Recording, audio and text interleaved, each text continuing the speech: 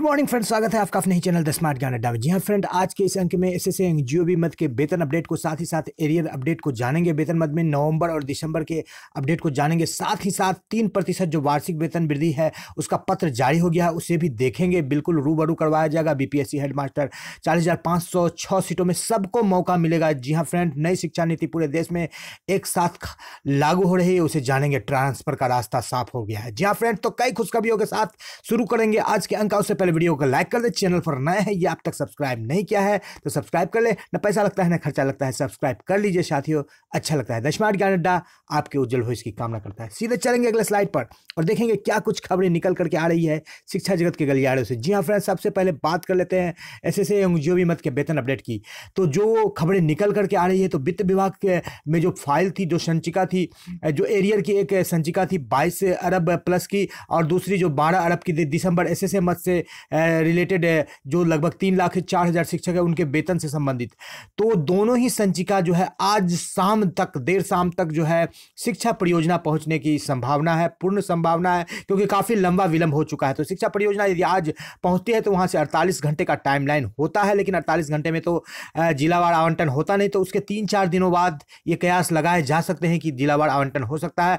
ऐसा माना जा सकता है कि अंतिम दिसंबर यानी 31 दिसंबर तक हो जाए आवंटन, अन्यथा की स्थिति में फिर नए साल का इंतजार हमें करना पड़ेगा पहले सप्ताह का। जी हाँ फ्रेंड्स, तो बात कर लेते हैं अब दूसरे महत्वपूर्ण सब खबर की। जी हाँ फ्रेंड, वेतन वृद्धि का जो है आपको गजट जारी कर दिया गया है। ये असाधारण गजट होता है जिसे कोई किसी भी पत्र के द्वारा प्रतिस्थापित नहीं किया जा सकता। 1 जनवरी से जो पहले ये अप्रैल से वेतन वृद्धि दिया गया था आपको, अप्रैल से जो वेतन वृद्धि दिया गया था वो उस वेतन वृद्धि में कम से कम 6 महीने का गैप होना चाहिए। इसीलिए सभी शिक्षकों को, चूंकि अप्रैल से जो 15% वार्षिक वेतन वृद्धि 15% को की जो वृद्धि दी गई, जो सुप्रीम कोर्ट में केस जो लड़ा गया था नियोजित शिक्षकों के द्वारा, तो इस बाबत जो है अब जो है यहाँ पर आप देख पा रहे हैं फ्रेंड्स की जो 1 जनवरी 2022 से जो ये उनका वार्षिक वेतन वृद्धि था, तो 1 अप्रैल को जब दिया गया, तो अब 1 अप्रैल 2023 से जो ये 1 जनवरी 2023 से ये ऑटोमेटिक ये वेतन वृद्धि क्या हो जाएगा,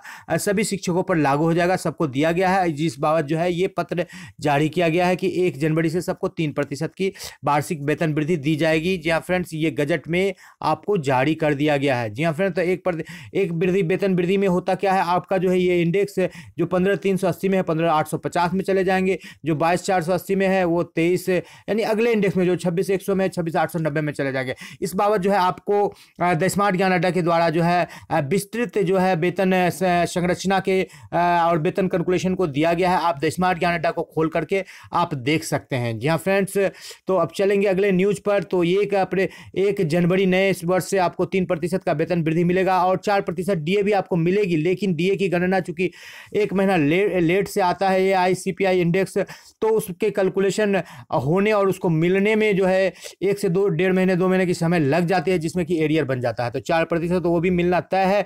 बात कर लेते हैं 40,506 प्रधान शिक्षकों के नियुक्ति की। तो नियमावली में संशोधन हो रहा है और 6 महीने की देरी के कयास लगाए जा रहे हैं। तो ये देरी इसलिए हो रहा है क्योंकि फिर से जो है सारी प्रक्रिया की जाएगी, चाहे वो आवेदन लेने का हो, क्योंकि सभी शिक्षकों को इसमें मौका मिलेगा। फिर ऐसा लग भी रहा है कि ये लटक भी सकता है। कारण इसके पीछे ये है कि जब सभी शिक्षकों को मौका मिलेगा तो स्नातक ग्रेड के शिक्षक जिनको कि नियमावली में 5 साल में प्रधानाध्यापक ग्रेड में जो है प्रमोशन का प्रावधान था, तो वो लोग अलग डिमांड करेंगे और कई तरह के डिमांड निकलते चले जाएंगे।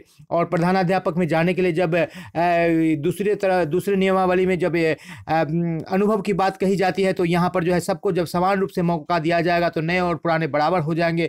तो इस तरह से कई सारे जो है कॉम्प्लिकेशन निकल करके सामने आ रहे हैं। बात कर लेते हैं सारण के शिक्षकों के लिए ऐच्छिक स्थानांतरण का रास्ता साफ हो गया है।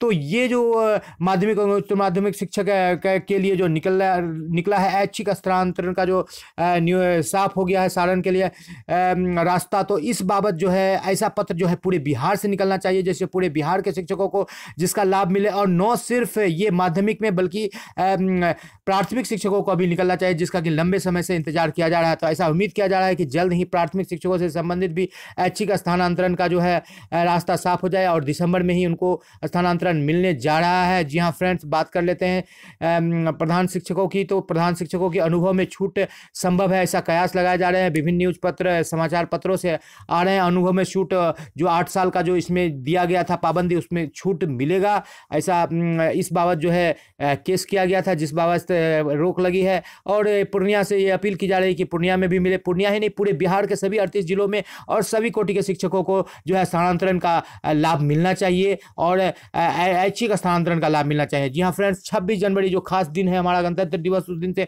पूरे देश में जो है नई शिक्षा नीति लागू हो जाएगी। जी हाँ फ्रेंड, नई शिक्षा नीति में कई सारे चेंजेस किए गए हैं, बदलाव किए गए हैं। इस बाबत जो है आपको अलग से वीडियो बनाया गया, आप उसे देख सकते हैं द स्मार्ट ज्ञान अड्डा को खोल करके।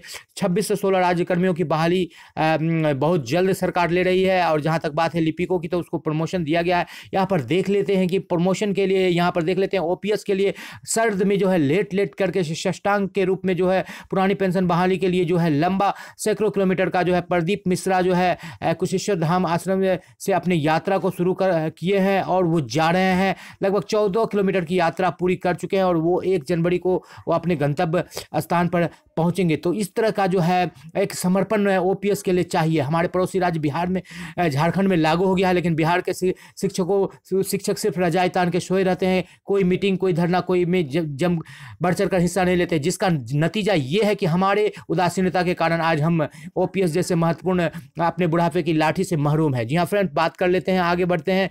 बीएसएससी की दूसरी परीक्षा भी क्या है, जो वो भी वायरल हो गया है प्रश्न पत्र, और उसको भी बिल्कुल वो भी परीक्षा रद्द होने के कगार पर पहुंच गई है। पहली परीक्षा तो रद्द हो ही चुकी थी, अब दूसरी भी परीक्षा रद्द होगी। बात कर लेते हैं कल 26 जनवरी में पूरे देश में शिक्षा नीति लागू होगी। साथ ही साथ जो है कल 29 दिसंबर का जो दिन होगा आपका अवकाश होगा, क्योंकि जो गुरु गोविंद सिंह की जयंती जो आगे मनाई जानी थी जनवरी में 5 जनवरी को, उसको जो प्रतिस्थापित करते हुए 29 दिसंबर को उसके जगह पर छुट्टी को घोषित किया गया है। जी हाँ फ्रेंड, 2030 तक स्कूलों में कोई भी अस्थायी शिक्षक नहीं रहेंगे। ये सरकार के लिए एक बड़ी सिरदर्द है, क्योंकि नियमित शिक्षकों के लिए भी फंड आता है और इस बाबत जो है जिला संवर्ग में नियुक्ति की जा रही है। साथ ही साथ जो प्रधानाध्यापक की बहाली है, यदि वो लटक जाती है, क्योंकि नियमावली का यहाँ पर कॉम्प्लिकेशन शुरू हो गया है, जटिलता शुरू हो गया है, कई तरह के जो है हाईकोर्ट में रीट किए जा रहे हैं, तो इस स्थिति में जो है सरकार ये एक वैकल्पिक रास्ता निकाल रही है कि जिला संवर्ग में नियुक्ति कर रही है, ताकि जो एनसीटीई और आरटी राइट टू एजुकेशन और